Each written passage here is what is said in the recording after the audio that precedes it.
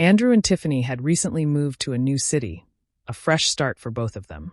His job had brought them here, and though she had to leave her previous position, her skills and experience made it easy to find another promising company.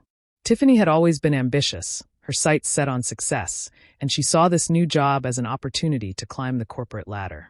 Determined to make an impression, she threw herself into her work, eager to prove herself. She got to know her colleagues, learned the ins and outs of the team, and found inspiration in the success stories of those around her. People who had sacrificed, put in extra hours, and eventually secured prestigious promotions.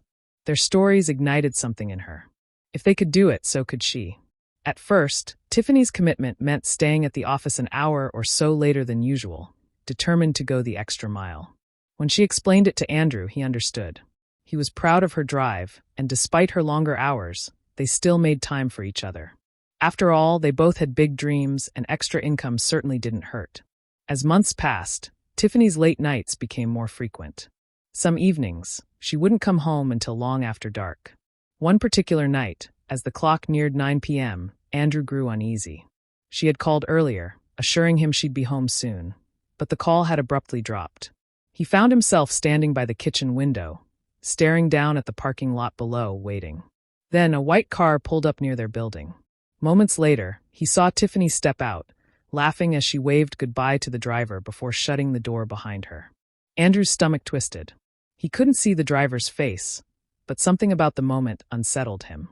His wife had used rideshares before, but she always sat in the back, not in the front, chatting casually like an old friend. Without thinking, he rushed out of the apartment, barely pausing to slip on his slippers, but by the time he reached her, the car had disappeared down the street. "Who was that?"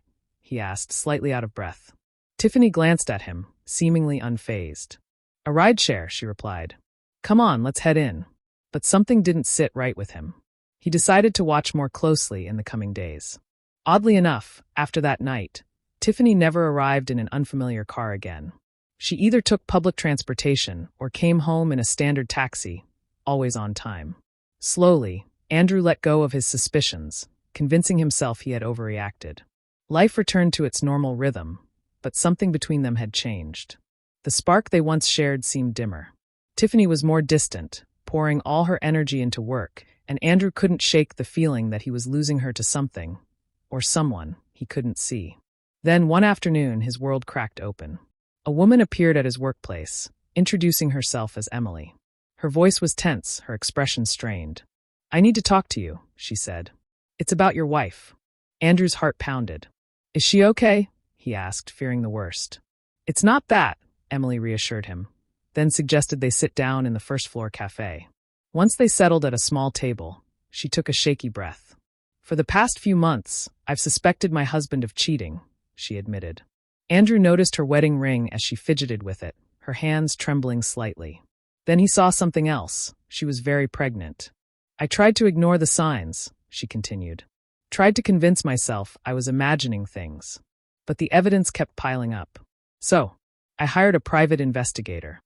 Andrew felt a chill creeping up his spine. "What does this have to do with Tiffany?" he asked cautiously. Emily hesitated, her eyes glistening with tears. Then she reached into her bag, pulled out a folder, and slid it across the table. "I'm sorry," she whispered, "but your wife is the woman he's been seeing." Andrew opened the folder. His breath caught as he stared at the damning photos. There was Tiffany, laughing with Emily's husband, Stephen V., the head of her department. In some images, he was holding the car door open for her, his hand lingering on her back. In others, they were kissing inside the very same white car Andrew had seen that night. He felt like the floor had disappeared beneath him. Emily wiped away a tear. "This isn't the first time he's done this," she said bitterly. "But I've never had the proof until now. I needed you to know." Andrew's hands clenched into fists. His mind raced through every late night, every excuse, every lingering doubt he had ignored. He looked at Emily, then at the pictures, then back again. "You're not staying with him, are you?" he finally asked. "Of course not," she said, shaking her head. "And I thought you deserved to know the truth before it was too late." A plan started forming in Andrew's mind. He asked Emily for more details, then shared his idea with her. She agreed to help. The next morning, Tiffany arrived at the office expecting a normal day, only to find the building covered in scandalous flyers. Everywhere she turned, there were pictures of her and Stephen in intimate moments, plastered across walls, desks, and even the break room. Coworkers whispered behind her back, shooting her side glances filled with judgment. When she finally reached Stephen's office, she found him as pale as a ghost. He knew what was coming. The company didn't belong to him. He was just a hired manager. And now, with this disgrace exposed for all to see, termination was inevitable. As Tiffany sat at her desk, trying to collect herself, she clung to one last hope.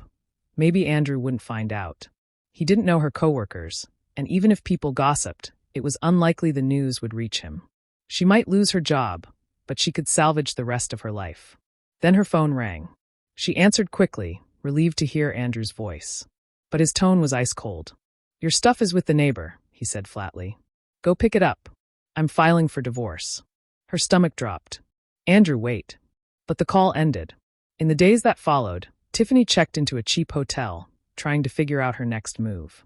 But the consequences of her choices kept unfolding. Emily's father, a powerful and influential man, didn't take kindly to those who hurt his daughter. With her reputation ruined and doors closing around her, Tiffany realized she had no choice. Packing her bags, she left the city, returning to her hometown.